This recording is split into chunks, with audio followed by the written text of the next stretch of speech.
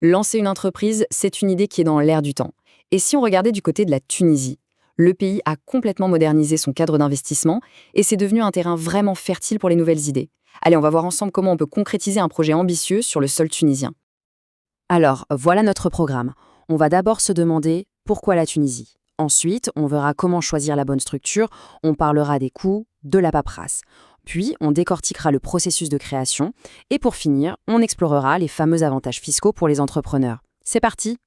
Première question donc, pourquoi la Tunisie? Il faut savoir que le pays a fait d'énormes changements juridiques ces dernières années, ce qui le rend de plus en plus attractif pour les entrepreneurs. L'idée de lancer son business dans un marché émergent, un marché dynamique, c'est tentant, non? Eh bien, la Tunisie apporte une réponse de plus en plus convaincante à cette question. En fait, tout a vraiment bougé depuis 2016. Des lois clés, comme la loi sur l'investissement et surtout le Startup Act de 2018, ont radicalement simplifié les choses. L'objectif est limpide, relancer l'économie en facilitant la vie des créateurs d'entreprises. Bon, une fois qu'on est décidé, l'étape suivante, c'est de faire des choix, et des choix fondamentaux. Quelle forme juridique pour la société? Et bien sûr, quel nom lui donner? Alors, en Tunisie, l'option la plus courante, c'est la SARL, la société à responsabilité limitée. Et pourquoi elle est si populaire? Sa grande force, c'est qu'elle sépare bien les choses. Le patrimoine personnel est protégé des dettes de la société. C'est une sécurité vraiment essentielle. Si on jette un œil aux différentes structures, il y a un truc qui saute aux yeux tout de suite. Le capital demandé pour une SARL n'est que de 1000 dinars, alors que pour une SA, une société anonyme, c'est 5000. Forcément, cette accessibilité, ça en fait la structure de choix pour la grande majorité des nouveaux projets. Parlons maintenant d'un sujet crucial, le budget. Concrètement, ça coûte combien de se lancer? Et quels sont les papiers à prévoir?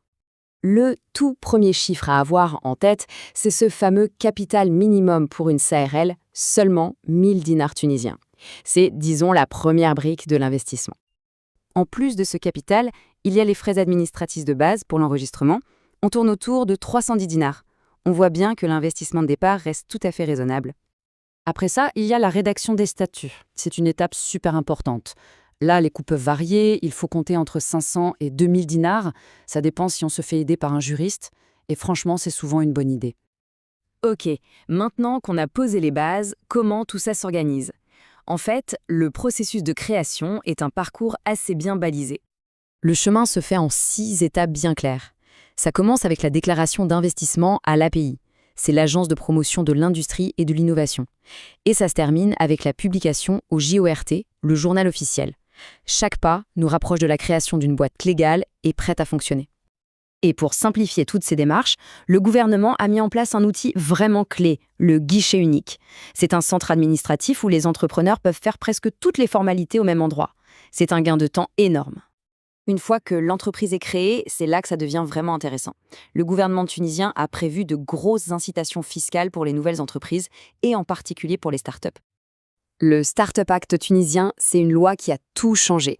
Ce ne sont pas juste des petits ajustements, non, c'est tout un cadre pensé pour que les jeunes pousses innovantes puissent vraiment décoller. Et les avantages, ils sont très concrets. Exonération d'impôts, la liberté de gérer des devises étrangères, un statut d'opérateur agréé qui facilite plein de choses, ce sont de sacrés atouts pour bien démarrer. Et là, attention, l'annonce phare de la loi de finances 2024, c'est une opportunité en or, une exonération fiscale totale pendant 4 ans pour les nouvelles entreprises. C'est une motivation énorme pour se lancer maintenant. D'ailleurs, ces avantages, ce ne sont pas des promesses en l'air. C'est bien inscrit noir sur blanc dans la loi de finances 2024. C'est une politique officielle du gouvernement pour alléger la charge fiscale des nouvelles entreprises. La Tunisie encourage aussi beaucoup les entreprises qui regardent vers l'international.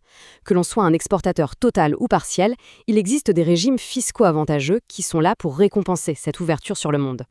L'objectif officiel du gouvernement, il est parfaitement résumé ici. Le but, c'est bien d'améliorer les affaires et de réaliser la relance économique en facilitant la vie des entrepreneurs. L'idée, c'est vraiment de leur donner les moyens de réussir. Alors voilà, la question se pose. Avec un processus qui a été simplifié, des incitations qui sont vraiment puissantes, la Tunisie se positionne très clairement comme une rampe de lancement à considérer très sérieusement pour n'importe quelle ambition entrepreneuriale.